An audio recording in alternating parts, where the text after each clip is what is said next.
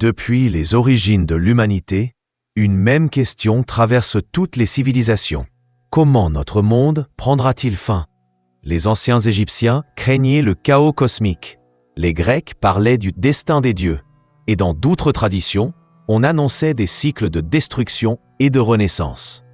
Dans l'islam, la réponse est claire et prophétique. Le prophète Muhammad, que paix et bénédiction soient sur lui, a laissé des signes précis, transmis dans les hadiths, pour nous avertir des événements qui marqueront la fin de l'histoire humaine.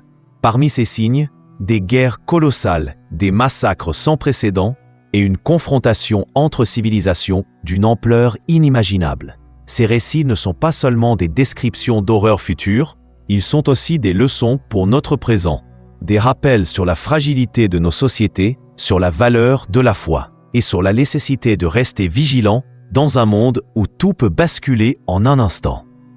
Aujourd'hui, nous allons plonger dans l'un de ces récits, la grande bataille annoncée dans les hadiths. Nous verrons ses détails, son contexte historique et surtout les avertissements qu'elle porte pour notre époque moderne. Le temps du chaos, Al-Kharaj. Le prophète Mohammed, que paix et bénédiction soient sur lui, a prévenu. Viendront des jours de Kharaj. Ses compagnons, étonnés, demandèrent « Qu'est-ce que le Kharaj ?» Il répondit « C'est le meurtre, c'est le massacre. » En d'autres termes, un temps où la violence se généralisera au point de devenir la norme. Un temps où les conflits n'auront plus de sens, où l'homme tuera son semblable sans même savoir pourquoi. Ibn Hajar, un grand savant de l'islam, expliquait que le Kharaj n'est pas seulement la guerre organisée, mais aussi les violences sans but, les assassinats, les conflits civils, une société où le sang se répand sans limite. Et si l'on regarde notre monde actuel, ce mot « Haraj » résonne avec une force troublante. Les guerres qui éclatent et s'éternisent dans différentes régions. Les attentats et violences urbaines qui frappent sans prévenir. Les conflits civils qui déchirent des nations entières. Les armes de destruction massive capables d'anéantir des millions de vies en quelques instants. Et même le chaos médiatique, images de mort et de destruction diffusées en continu, au point que l'horreur devient presque une habitude. Le prophète, que paix et bénédiction soient sur lui, décrivait une époque où la vie humaine perdrait sa valeur. Ne voyons-nous pas déjà, dans les statistiques froides des journaux, des chiffres de morts qui défilent chaque jour sans qu'on s'émeuve vraiment? Le témoignage d'Ibn Mas'ud. Pour comprendre cette prophétie, revenons plusieurs siècles en arrière. À Koufa, en Irak, un jour, une tempête puissante assombrit totalement le ciel. La poussière et le sable obscurcissaient la lumière du soleil, plongeant la ville dans une atmosphère terrifiante. Les habitants, pris de panique, crurent que le jour du jugement était arrivé. Un homme, terrifié, courut jusqu'à la mosquée et cria « C'est la fin du monde ». Les fidèles obéissèrent de témoins. Bouleversés, se tournèrent alors vers Abdullah ibn Mas'ud, l'un des plus proches compagnons du prophète, que paix et bénédiction soient sur lui, reconnu pour sa science et sa sagesse. Calme et rassurant, Ibn Mas'ud se leva et déclara « Non, l'heure n'arrivera pas tant que les signes annoncés par le prophète, que paix et bénédiction soient sur lui, ne seront pas encore visibles. » Puis il donna des précisions frappantes, les massacres seront si nombreux que des familles entières disparaîtront, si bien qu'il n'y aura plus d'héritage à partager, car il ne restera plus personne pour hériter.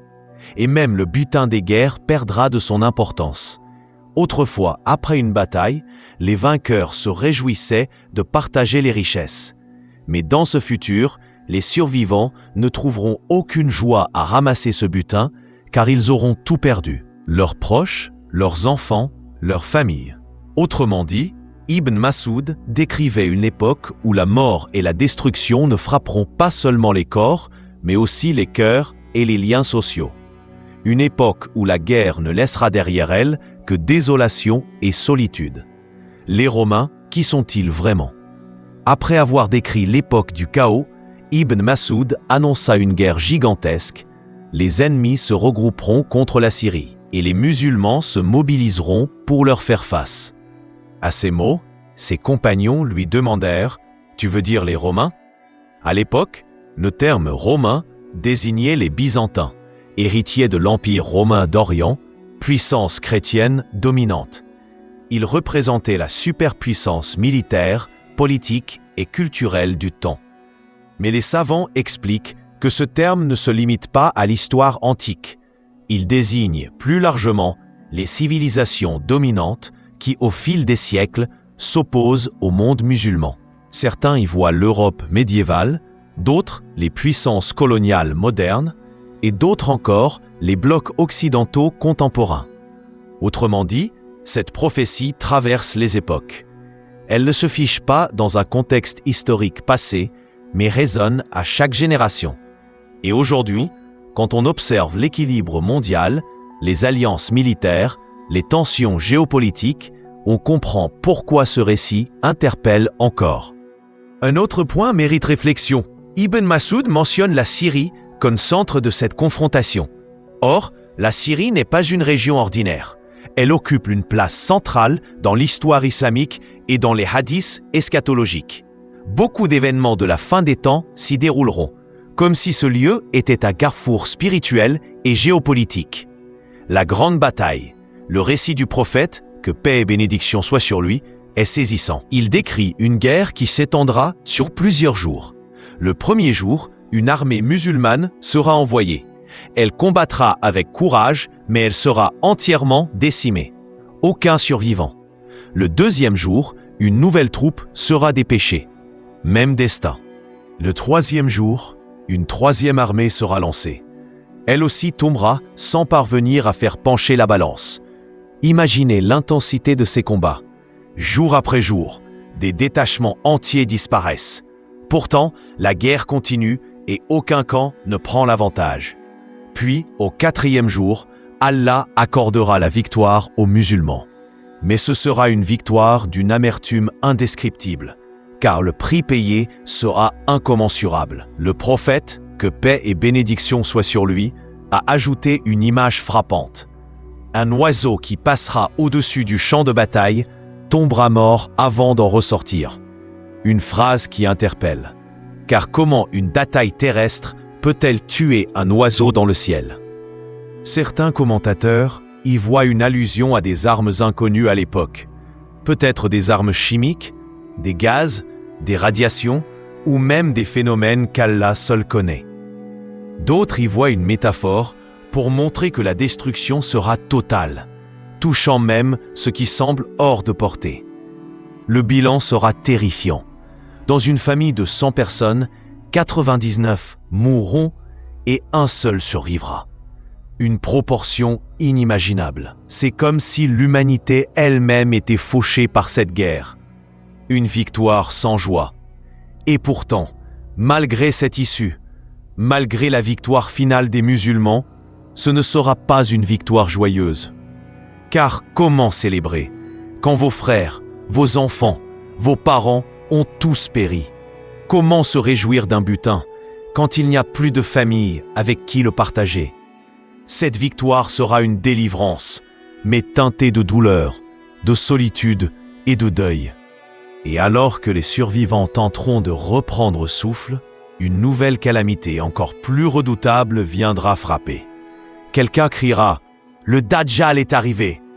Le Dajjal, ou Antéchrist, représente la plus grande épreuve que connaîtra l'humanité. Il séduira par ses miracles, il trompera les foules, il présentera le faux comme vrai et le vrai comme faux. Sa venue marquera le paroxysme de la confusion et du danger spirituel. Dans cet état d'épuisement total, les musulmans n'auront pas d'autre choix que d'envoyer leurs meilleurs cavaliers vérifier la nouvelle. Le prophète, que paix et bénédiction soient sur lui, dit « Je connais leur nom, leur lignée, la couleur de leurs chevaux. Ils seront les meilleurs cavaliers de la terre. » Une précision incroyable qui montre que ces événements ne sont pas de simples symboles, mais des réalités concrètes que les générations futures verront. Ainsi, à peine la bataille achevée, l'épreuve suivante surgira. Comme pour nous rappeler que dans la fin des temps, les épreuves se succéderont sans répit, chacune plus lourde que la précédente. Le rôle du Mahdi. Même si le hadith que nous avons évoqué n'évoque pas directement le Mahdi, d'autres traditions prophétiques indiquent que cette immense guerre coïncidera avec son époque. Qui est le Mahdi? Son nom signifie « celui qui est guidé ». C'est un homme qui apparaîtra à la fin des temps, un descendant direct du prophète, que paix et bénédiction soient sur lui, par la lignée de Fatima, qu'Allah l'agrée. Les hadiths précisent qu'il portera le même prénom que le prophète, que paix et bénédiction soient sur lui, et que son père aura également un nom semblable à celui du père du prophète. Il ne sera pas un prophète, car la prophétie s'est achevée avec Muhammad, que paix et bénédiction soient sur lui. Mais il sera un chef juste, pieux et courageux, choisi par Allah pour guider la communauté musulmane à un moment de crise mondiale. C'est lui qui mènera les croyants dans la grande confrontation avant l'apparition du Dajjal. C'est lui qui préparera la scène à la descente miraculeuse de Issa ibn Maryam, Jésus, paix sur lui, qui, lui, mettra fin à l'épreuve du Dajjal en le tuant. Ainsi, la grande bataille contre les Romains n'est pas un événement isolé. Elle fait partie d'une chaîne d'épreuves prophétiques qui se dérouleront dans un ordre précis. L'apparition du Mahdi qui unifiera les musulmans après une période de division. La guerre gigantesque contre les Romains où les pertes seront colossales. L'arrivée du Dajjal qui séduira les foules et bouleversera la foi des gens. Enfin, le retour de Issa, Jésus fils de Marie, paix sur lui, qui viendra confirmer la vérité de l'islam et mettre fin à l'imposture. Ce schéma montre que les épreuves de la fin des temps ne sont pas de simples histoires à écouter, mais un enchaînement précis qu'Allah a révélé pour que les croyants restent éveillés et vigilants. Une leçon pour notre époque, ces récits impressionnent, bouleversent et parfois inquiètent. Mais il faut bien comprendre, ils ne sont pas là pour effrayer. Ils sont avant tout des rappels. Rappels que les civilisations, aussi puissantes soient-elles, naissent et disparaissent. Rappels que les empires et les superpuissances, aussi solides qu'ils paraissent, sont temporaires et soumis à la volonté d'Allah. Rappels surtout que ce qui sauve un homme, ce ne sont pas ses richesses, ni ses armées, ni sa technologie, mais uniquement sa foi sincère et sa relation avec Sceau. Aujourd'hui, quand nous regardons notre monde, il est facile de voir des ressemblances. Des tensions internationales qui rappellent les coalitions décrites dans les hadiths. Des alliances militaires qui se forment et se brisent. Des guerres qui ravagent des populations entières. Des crises économiques et sociales qui secouent même les pays les plus puissants. Certains cherchent à faire correspondre chaque hadith à un événement précis de notre époque. Mais souvenons-nous, Allah est le plus savant. Notre rôle n'est pas de prédire les dates, mais de nous préparer. Le prophète, que paix et bénédiction soient sur lui, a dit « Le plus intelligent des hommes est celui qui se rappelle le plus souvent de la mort et qui se prépare pour ce qui vient après. » Ce qui compte donc, ce n'est pas de savoir si nous sommes déjà dans ces prophéties, mais de nous demander « Sommes-nous prêts spirituellement si elles arrivaient demain ?» L'espérance malgré les épreuves. Oui, les récits de la fin des temps parlent de guerre, de chaos et d'épreuves d'une intensité inimaginable. Oui, ils décrivent des pertes humaines immenses et des souffrances sans précédent. Mais pour le croyant, ces récits ne sont pas une source de désespoir. Ils sont une promesse. Une promesse que malgré la noirceur du monde, la lumière d'Allah brillera toujours. Une promesse que malgré les épreuves, Allah soutiendra ses serviteurs fidèles. Une promesse que la vérité finira par triompher. Ces récits doivent donc renforcer notre foi, nous pousser à revenir vers Allah, à nous attacher à la prière, à la sincérité et à la patience. Car le véritable salut ne se trouve pas dans les armes, ni dans les alliances politiques, mais dans la proximité avec notre Seigneur. Alors prions, qu'Allah nous protège de ces épreuves, qu'il raffermisse nos cœurs dans la foi et qu'il nous accorde de mourir dans un état de soumission sincère à lui. Et souvenons-nous, toujours, même au cœur des ténèbres, l'espérance est la lumière du croyant.